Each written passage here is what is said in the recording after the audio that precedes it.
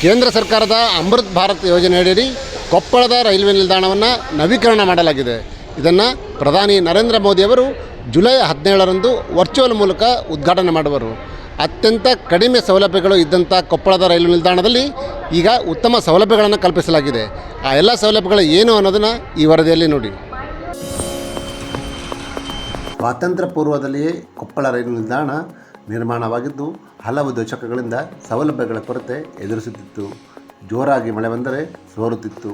Platform ಮಧ್ಯಭಾಗದಲ್ಲಿ ನಿಂತು ರೈಲಿಗೆ ಕಾಯಬೇಕಾದ ಸ್ಥಿತಿ ಇತ್ತು.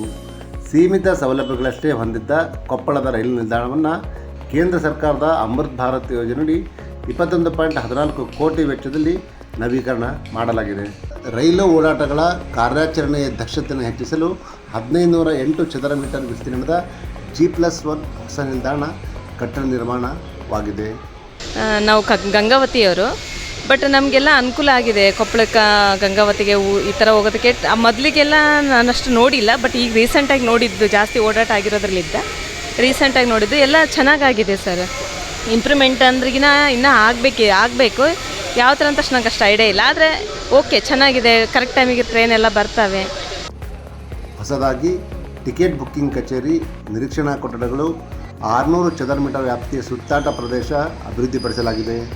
ವಾಹನಗಳ ಸಂಚಾರ, ಪಾರ್ಕಿಂಗ್ ಮತ್ತು ಪ್ರವೇಶ ವ್ಯವಸ್ಥೆ ಅಭಿವೃದ್ಧಿಪಡಿಸಲಾಗಿದೆ. ಸುಮಾರು 5,000ದಿಂದ 6,500 ಚದರ ಮೀಟರ್ ಪ್ರದೇಶದಲ್ಲಿ ಪ್ಲಾಟ್ಫಾರ್ಮ್ಗಳಲ್ಲಿ ಪೂರ್ಣ ಉದ್ದದ ಶೆಲ್ಟರ್ ನಿರ್ಮಾಣ ಮಾಡಲಾಗಿದ್ದು, ಇದರಿಂದ ಮಳೆ ಹಾಗೂ ಬೇಸಿಗೆ ಕಾಲದಲ್ಲಿ ಪ್ರಯಾಣಿಕರಿಗೆ ರಕ್ಷಣೆ ದೊರೆಯುತ್ತದೆ. ಈ ನಮ್ಮ ಕೊಪ್ಪಳ ಸ್ಟೇಷನ್ ಬಗ್ಗೆ ಹೇಳಬೇಕಂದ್ರೆ, ಸ್ವಾತಂತ್ರ್ಯ ನಂತರ ಈ ಸ್ಟೇಷನ್ ಏನು ನವೀಕರಣಗೊಂಡಿದ್ದಲ್ಲ, ಇದು ಈ ಕಳೆದ 5 ವರ್ಷಗಳಲ್ಲಿ ಇಂದಿನ ಮಾಜಿ ಸಂಸದರ ಪ್ರಯತ್ನದಿಂದಾಗಿ ಹಾಗೆ ಎಲ್ಲ ಅಧಿಕಾರಿಗಳ ಸಹಕಾರದಿಂದಾಗಿ ಸುಮಾರು 21 ಕೋಟಿಯಲ್ಲಿ ನವೀಕೃತ ಸ್ಟೇಷನ್ ಆಗಿದೆ. ಇದು ಗದಗ, ಹುಬ್ಬಳ್ಳಿ, ಬೆಂಗಳೂರಿಗೆ ಕಾಂಪಿಟೇಷನ್ ಕೊಡುವಂಥ ರೀತಿಯಲ್ಲಿ ಇದು ನಿರ್ಮಾಣಗೊಂಡಿದೆ. ಇದು ನಮ್ಮ ಕೊಪ್ಪಳ ಜನರ ಮತ್ತು ಪ್ರಯಾಣಿಕರ ದೊಡ್ಡ ಸೌಭಾಗ್ಯ. ನಮ್ಮ ಜನ ಇದ್ರ ಉಪಯೋಗ ತಿಳ್ಕೊಳ್ಬೇಕು ಮತ್ತು ಇದರ ಸ್ವಚ್ಛತೆ ಎಲ್ಲನ ಕಾಪಾಡ್ಕೊಳ್ಬೇಕಂತ ನಾನು ಕೇಳ್ಕೊಳ್ತೀನಿ. ಹಳೆಯ ಫುಟ್ ಓವರ್ ಬ್ರಿಡ್ಜ್ ತೆರವುಗೊಳಿಸಿ 12 ಮೀಟರ್ ಅಗಲದ ಹೊಸ ಕೇಂದ್ರ ಫುಟ್ ಓವರ್ ಬ್ರಿಡ್ಜ್ ನಿರ್ಮಾಣ ಮಾಡಲಾಗಿದ್ದು, ಈ ಕಾಮಗಾರಿಗಾಗಿ ಸುಮಾರು 5.7 ಕೋಟಿ ವೆಚ್ಚ ಮಾಡಲಾಗಿದೆ.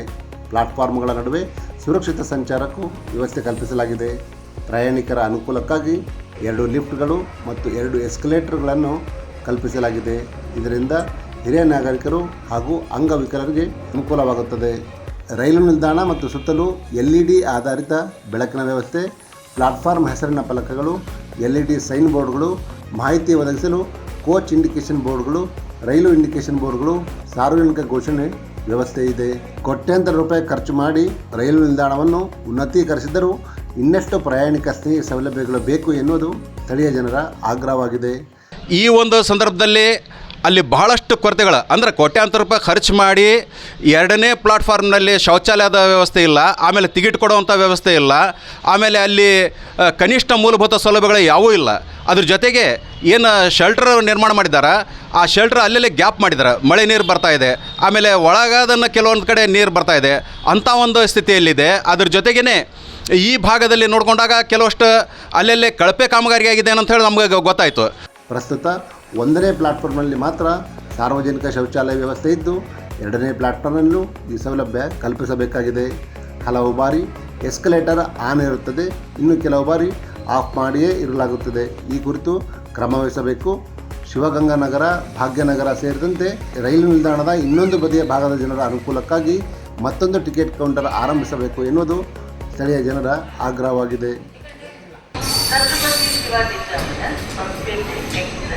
ಪ್ಲಾಟ್ಫಾರ್ಮ್ ನಂಬರ್ 2 ಬಂದಿದೆ.